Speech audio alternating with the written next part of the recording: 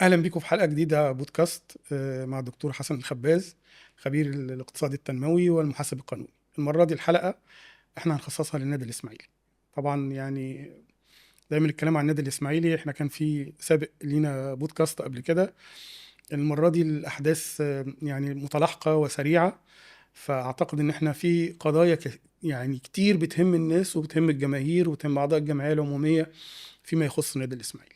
خلينا نتكلم في اول الملف اللي مطروح بقاله فتره ما بين هيحصل مش هيحصل، ما بين ده صح وغلط، الدمج للشركات الاستثماريه وصعود القناه للدوري الممتاز خلاص بقى بشكل موجود. وكانت بعض الاراء بتقول طالما القناه صعد وكده كده احنا بنتكلم على فكره انديه شركات، ايه المانع ان النادي الاسماعيلي انضم مع نادي القناه بدل ما ندخل في حدوته تانية وندخل مع نادي تاني، والناس رافضه والناس موافقه. الحقيقه الملف فيه حاجات كتيره جدا وكل يوم بيطلع فيه قرار. يعني انا كنت متصور ان هم في البدايه بيعملوا كده، بيرموها جس نبض عشان يشوفوا الناس هتتقبل فكره الدمج ولا مش هتتقبل، فكره ان يبقى في شركات استثماريه ولا ما فيش. الملف ده كده على بعضه انا بعتقد انه ملف شائك. انت كعضو جمعيه عموميه وحد من محبي النادي الاسماعيلي شايف الموضوع ده ازاي؟ هو انا هصلح، بس انا من عشاق النادي الاسماعيلي. يعني دي زي ملايين من عشاق النادي الاسماعيلي. بص، هو موضوع فكرة الدمج ديت هم ممكن يكونوا شايفين انها حل سريع، او بيصدروها للناس ان ده حل سريع للنادي الاسماعيلي. بس مش شرط كل الحلول السريعة انها تبقى صح. الدمج ينفع بين كيانات متشابهة شبه بعض. صعب جدا تجيب نادي اتولد في قلوب الناس وتقول أنا هادمجه مع نادي اتولد من أجل الاستثمار. ده نادي الناس بتحس بالنادي الإسماعيلي، ذكريات موجودة للنادي الإسماعيلي. تاريخ. مش لعيبة بتنزل تلعب كورة وبس، لأ، ده ذكريات طفل بيجري بالكورة في الشارع، ذكريات أب بيحكي لولاده على أمجاد بتاعت النادي الإسماعيلي، ذكريات أم بتدعي لعيالها إن النادي يكسب عشان خاطر يبقى الفرحة موجودة في قلب بيتها، ذكريات بقى فرح للمكسب، ذكريات حزن للزعل. الحاجات دي ما ينفعش إنها تندمج، الحاجات دي بيتحافظ عليها. يعني صعب قوي إن أنت تقول أنا هدمج أندية عشان خاطر ألغي هوية نادي. الفكرة اللي موجودة دي صعب إن إحنا نقول إن هو ده الحل اللي ينفع. أنا مش ضد نادي القناة ولا ضد أندية الشركات، رغم إن أنا عندي تحفظ للدولة. يعني ما ينفعش دولة شغالة بتقشف مع الشعب و قوي في اقتصادياتها، وسايبة أندية شركات دي بتصرف ملايين وتكاد توصل للمليارات موجودة على أندية شركات لا ليها جمهور ولا ليها، يعني مش عارف الفلسفة إيه. يعني الموضوع ده ليه ملف المفروض إن هو يتم دراسته، ولكن اللي ينفع إيه؟ ينفع إنك توقف كل نادي على رجله. بمعنى ينفع يبقى فيه استثمار، ينفع يبقى فيه دعم، ينفع يبقى فيه تبادل خبرات، إنما مش بنلغي هوية نادي. وبعدين انت مش معنى ان نادي جماهيري زي النادي الاسماعيلي عنده ازمة او عنده مشكلة ان انا الغي هويته خالص. يعني مش هو ده الحل انت مش اللي انت هتطلب بدايل بتتكلم غير فيه. انك انت تلغي الهوية. انت وبعدين لو الدور النهارده جاي على الاسماعيلي عشان انتوا شايفين القصة فيه ان في تسلسل للاحداث اللي حاصله للنادي الاسماعيلي هي اللي مخليه يوصل لكده، ما هو الدور هيجي بكره على المصري وعلى الاتحاد. حد داخل في نفس المشكلة. ونفس القصه هتلاقي بعد كده الزمالك والاهلي، بس هم بيبتدوها مع الاسماعيلي. والاسماعيلي بالذات دي ده في غرض من الموضوع. يعني هو في غرض ان الاسماعيلي كده، خلي بالك الاسماعيلي شركة الاستادات اخدت الاستادات بتاعة الجمهورية كلها ما عدا ما الاسماعيلي عرفتش اترفع عليهم قضية. الوحيد اللي اترفعت قضية. ونرجع نقول اللي رفعوا القضايا دي كان نصر أبو الحسن وخالد الطيب وعاطف زايد. الناس دي أخذت على عاتقها ورفعت قضية وكسبت. نادي الإسماعيلي الوحيد اللي يمتلك نادي في تصفية حسابات يعني. تصفية حسابات. بس هم دخلوا في نفق مظلم شوية مع جمهور النادي الإسماعيلي ومع شعب إسماعيلية. صعب جدا يتعمل مع الشعب ده كده. يعني ما ينفعش. النادي الإسماعيلي ده صوت بلد، فلو معنى ان انت عايز تمحي ده فانت عايز تمحي صوت بلد، فده مش هينفع ومش هيعرفوا يعملوا كده.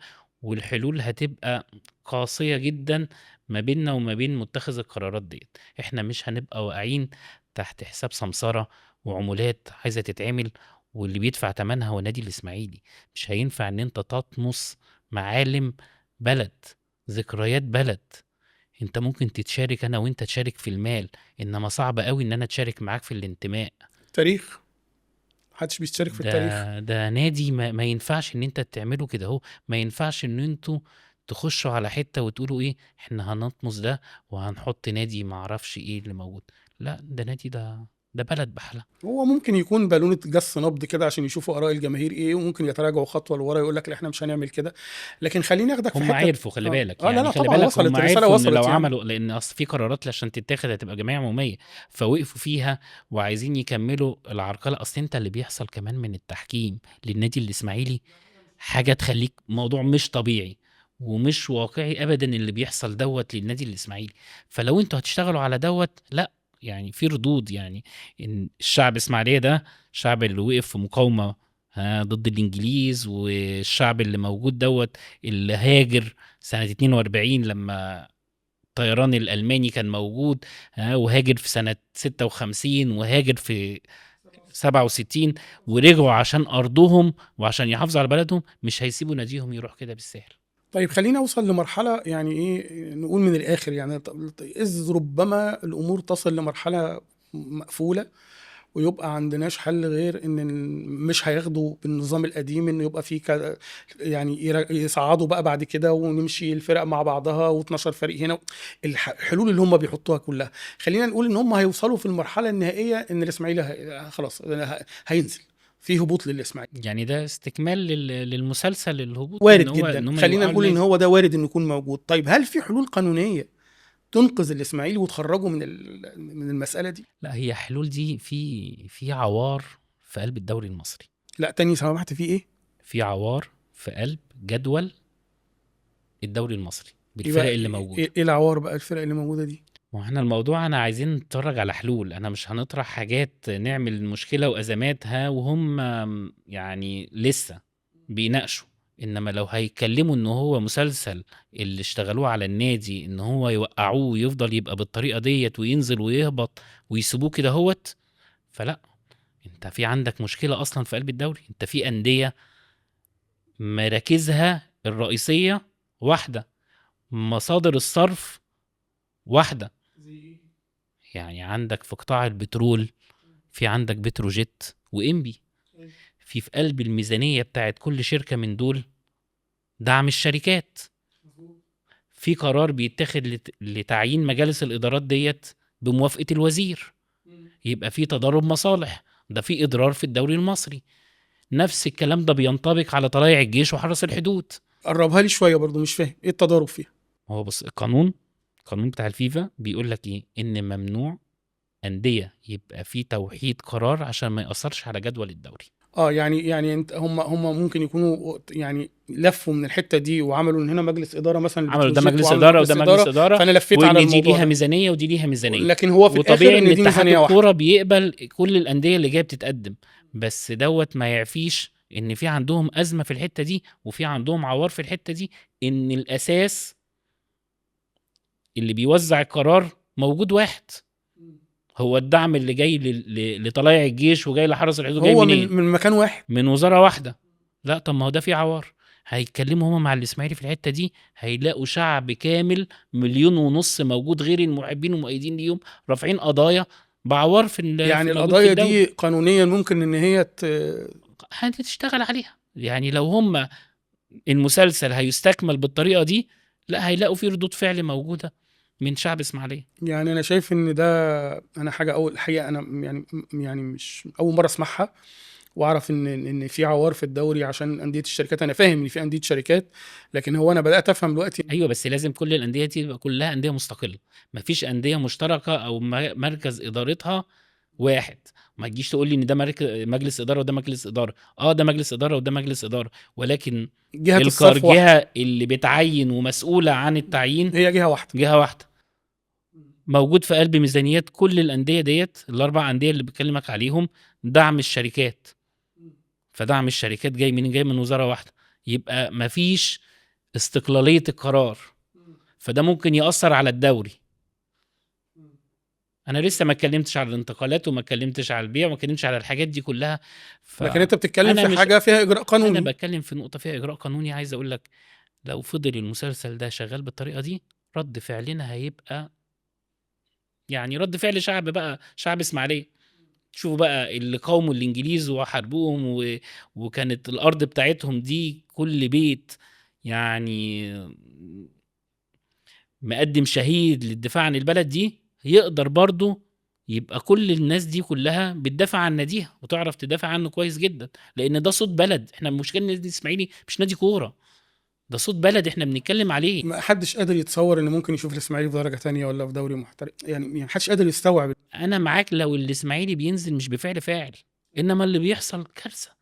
ما ينفعش ان ده مسلسل موجود ان هو ده اللي بيحصل للاسماعيلي. عموما انت يعني حطيت ايدك على نقطه اعتقد مضيئه ممكن تكون غايبه عن ناس كتير، واعتقد انها فرصه للقانونيين اللي لا، في ناس كتير المحبين النادي بتفكر وناس الاسماعيلي. كتير اهم النادي الاسماعيلي موجود في لا، ان يعني احنا في كل نشتغل على بيت. النقطه دي اذا كانت النقطه دي هتبقى نقطه مفيده. خلينا نشوف هم هيعملوا ايه. مم. بس هيبقى في رد فعل لو الاسماعيلي استكملت المؤامره اللي ضده. يعني من ردود افعال الناس من البودكاست اللي احنا عملناه عن الاسماعيلي المره اللي فاتت، ناس كتيره شايفه انك انت بتتكلم كويس او بتتكلم كتير بمعنى ادق، يمكن عشان انت مش في موقع المسؤوليه. يمكن لو كنت في موقع المسؤوليه الامر هيختلف، خاصه كمان ان الاسماعيلي دلوقتي يعني كل اللي كان عايز يجرب دخل وجرب يعني. فردك ايه على الموضوع؟ ناس مين اللي قالت؟ ناس كتير بتكلمني بتقول لي عشان انت مش في موقع المسؤوليه فانت بتقول كلام كويس. عامه هي وجهه نظر، بس انا عايز اقول لك ان الكلام مش سهل. كلام مسؤوليه. خلي بالك ان في كلمه ممكن تضلل وكلمه ممكن توجه. فما ينفعش نقول ان الكلام ان هو مش ان هو كلام كتير. لا بالعكس، الاسماعيلي محتاج اللي يتكلم ويدافع عنه، محتاج اللي يتكلم بنبرته ويحس بيه. وبعدين انا مش بتكلم من بره، انا بتكلم وانا واحد من الملايين اللي شايلين هم النادي الاسماعيلي. يمكن انا مش في موقع مسؤولية، بس لازم تتأكد ان انا في موقع حب للنادي. فلما اجي اتكلم عنه بتكلم وانا شايل همه. والقضية مش قضيتي ان انا بتكلم ولا ما بتكلمش، القضية ان النادي يفضل. احنا دلوقتي في مشكلة، احنا عايزين النادي يفضل، النادي يبقى عايش، يبقى كيان موجود، مش قصة ان انا هبقى بتكلم او ما بتكلمش. خليني اساله لك بشكل تاني عشان شكلك انت زعلت من السؤال. هو افكارك حلوه وافكار جيده ومتميزه، لكن خليني اقول ان هي ممكن تبقى تنظير ومش قابله للتحقيق، يعني ما نقدرش نحققها. ده قلتها بشكل تاني؟ اه، ايه رايك انت بقى؟ لا طبعا، كلمة تنظير دي الموضوع ده مش موجود خالص. يعني انا مش محتاج ان انا انظر في حاجة يعني. ولكن انا لما بتكلم في افكار، انا بتكلم في ايه؟ بتكلم في موارد للنادي، بتكلم في حلول، بتكلم في استخدام موارد النادي. اعتقد ان ده الناس محتاجاه. احنا قصتي مش في اللي انا بقوله ده، الموضوع محتاج إرادة. يعني انا دوري ان انا اطرح افكار واتكلم واطرح افكار تخدم النادي او تفيد النادي. اللي عايز انما يستخدمها. انما قصة إرادة وقصة إدارة. الافكار كتير، المشكلة في التنفيذ، اللي ياخد القرار وينفذ. والنادي محتاج اللي ياخد قرار وينفذ. ما هو برضو الافكار يعني الى حد ما اذا لم تكن الافكار جيده ايوه، الناس كتير بتقول افكار، هو مش انا لوحدي، وفي افكار كتير مطروحة، بس مين اللي هينفذ؟ مين اللي ياخد القرار؟ مين الجريء اللي يقدر ياخد ويلف الناس كلها حوالين وينفذ منه القرار. ويجيب التنفيذيين يبقوا ورا منه وينفذ قرار يخدم النادي؟ ما انا اطرح افكار وغيري بيطرح افكار وكل الناس. يعني بالعكس، ده اسماعيليه من المحافظات الولاده بافكار بتقدر تخدم النادي من حبهم في النادي الاسماعيلي. بس مين اللي ينفذ؟ احنا عايزين اراده، يعني اداره قويه عندها اراده تقدر تنفذ القرارات دي. هو واضح ان السؤال يعني ضايقك شويه ما ضايقنيش خالص، لا، بس بس اصل انا بنتكلم. ممكن نقول اصل في سؤال نقطه جديد عايز اقول يعني. لك عليها. م- احنا بنحب النادي، م. بنعشق النادي الاسماعيلي، حته مننا، كياننا. فلما بنيجي نتكلم بنتكلم عنه بحب. ما تمام. ينفعش ان هيخرج الموضوع ده ان احنا بنتكلم. انا مش في موقع مسؤوليه ما هو انا انا انا بسالك اتكلم عشان فيها. كده، انت لو انا كنت في بالعكس، موقع مسؤوليه هتعرف ما تطبق ينفعش. الكلام ده. بس ما ينفعش انا في موقع حب للنادي وزي ملايين كتير بيحبوا النادي. ولو جه حد اسماعيلاوي ابن بلد صح، هيقدر يفيد النادي وهيقدر يعمل منه حاجه ويخرج منه من الازمه اللي هو موجود فيها. طيب خليني عشان السؤال واضح ان يعني كان لا شديد خالص. شويه. ناخد سؤال تاني، جاهز؟ معاك اتفضل. ماشي. انت مترقب ليه كده؟ برضه هقول لك الناس مش انا، يعني الناس دايما شايفه انك انت بتهاجم الادارات السابقه. هات لي بس مين الناس اللي بتقول. يعني خلينا بس معانا، ما مش هيقولوا لك في وشك يعني. بتهاجم الادارات السابقه لكن بشكل غير مباشر. انا عمري ما هاجمت الادارات السابقه. يعني كنا في لا الحوار خلي بتاع بالك، انا البودكاست ما اللي فات. هاجمتش ادارات سابقه، بالعكس انا بقول كل واحد قدر يشتغل في ظل الظروف اللي موجوده ليه وفي التحديات اللي هو موجوده ليها، واي حد خدم النادي مش بهاجمه، بس انا من حقي ان انا انقد تصرف لخدمه النادي. يعني النقد مش معناه هجوم، يعني ما ينفعش اخد النقد ده ان ده هجوم واسلم بيه انا كده بقيت ضد المجالس السابقه. لا بالعكس، انا ما بهاجمش الماضي، بس على الاقل انا من حقنا ان احنا نحمي المستقبل. احنا وقعنا كتير جدا، ما ينفعش ان احنا نحمي المستقبل ونشوف اخطاء اللي موجوده ونقدر نصلحها وناخدها هيستوري موجوده عندنا ونشتغل عليها. اعتقد لا، ده ما فيش هجوم. لا، من حقنا ان احنا ننقد، واي حد تقلد موقع قياده للنادي الاسماعيلي وده نادي عام موجود، النادي بيمثل البلد، لازم يتقبل النقد، واللي شغال صح هيقدر يدافع عن موقفه. بعدين احنا لما بننقد اخطاء، مش بننقد اشخاص، والنادي ده ملكنا، فمن حقنا ان احنا نتكلم عنه.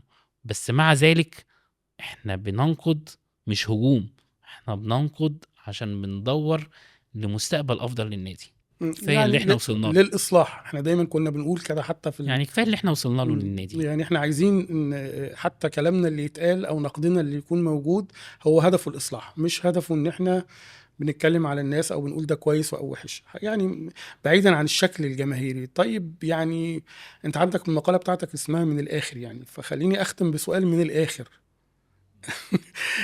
انت شايف نفسك ممكن تبقى في الادارات اللي جاية؟ ممكن تبقى مرشح للنادي الاسماعيلي؟ لا انا شايف نفسي واحد من الجمهور، شايف يعني واحد الفكرة كده نفسي. ما لعبتش في دماغك انك انت ترشح نفسك؟ بص، انا بقول انا واحد من الجمهور، ولو في يوم اقدر اخدم فيه النادي، انا اول واحد ده يشرفه اني يخدم النادي. ولو ما قدرتش، انا برضو هفضل داعم للنادي. القصة مش قصة ان انا انزل، قصة ان انت النادي يعيش. هي مش في شخصي، هي في كيان احنا عايزين نحافظ عليه، كيان عايزينه يكبر، كيان عايز الحلم بتاعه يتحقق. ما ينفعش احنا كنا احد اضلاع التلاتة للكرة المصرية، ما ينفعش نبقى متزايدين دي للجدول الدوري. انا مش فلما مختلف بنيجي معاك. نتكلم على إدارات تبقى موجودة، الإسماعيلي محتاج إدارة تليق بيه، إدارة تفهم وتعرف إيه هو النادي الإسماعيلي، إيه التاريخ اللي موجود للنادي الإسماعيلي، فهيبقى أي قرار بتاخده عارفة قيمة القرار اللي وعندها بيتاخد. بلان هتشتغل عليه، هي مش مجرد ان انا رايح احط اسمي ضمن الكشوفات موجوده في لا النادي لا، وخلاص يعني. الجدول اللي كل اللي عايز يدخل يتسابق على ان يعني هو لازم يبقى يمسك، عندي واعتقد كل اللي كان نفسه اللي كان نفسي يتمسك عملها يعني. اتعملت. الحقيقه يعني. فاصبح اللي جاي لخدمة النادي بقى شوية، عشان النادي مم. خلاص هيضيع. مم. تفتكر الجمهور هيبقى ليه دور في الموضوع ده، في اختيار الشخصيات الجمهور اللي ممكن محرك تبقى؟ اساسي، اصل خلي بالك اسماعيلية قلت لك ليها طبيعة خاصة، ده نادي البلد، فاللي بيحرك الموضوع اعضاء جمعية عمومية وبيأثر على اعضاء الجمعية العمومية الجمهور. ده الناس بتنام مبسوطه وتنام حزينه من خلال مظبوط. نتيجه ماتش واحد. ماتش واحد بيفرق مع البلد، انت ما تعرفهمش ايه اللي بيحصل، البلد كلها الكيمياء بتبقى بتاعتها حلوة ماشيه مع كده. الاسماعيلي. لما الاسماعيلي ماتش اللي كسبناه بتاع بتروجيت خلى الناس كلها الكيمياء كلها فرحانة اتغيرت. موجودة. انا بشكرك وعارف ان انا قلت لك اسئله كتيره ممكن تبقى فيها شويه يعني شويه ردود افعال يعني، لكن مهم جدا الناس برضو تبقى فاهمه وعارفه وشايفه وتبقى الامور كلها واضحه. لكن انت من ضمن الحوار من النقاط المهمه جدا اللي انت قلت عليها وانا ممكن اول مره اسمعها، ان في عوار في الدوري. اعتقد ان الساده المحامين مطلوب ان هم يراجعوا النقطه دي، لان ممكن تبقى مهمه جدا بالنسبه للنادي الاسماعيلي في الفتره اللي جايه. اعتقد بس احنا مستنيينهم هم يشوفوا هيعملوا ايه، على الاقل نبقى والحلول جاهزين هتبقى يعني، اقل نبقى موجودة ليها جاهزين يعني. يعني ما ننتظرش ان هم ممكن يثبتوا الدوري زي ما بيتقال، او ممكن، لان انت ما تضمنش ايه اللي ممكن يحصل بين يوم وليله يعني. بس انت صفيت حساباتك معايا متهيألي على شويه حس يعني. الناس اللي متهيألي انا مش عارف شويه. مين الناس ديت. انا بشكرك يا دكتور، وان شاء الله لينا لقاءات تانية في بودكاست جديد وحلقات جديده باذن الله.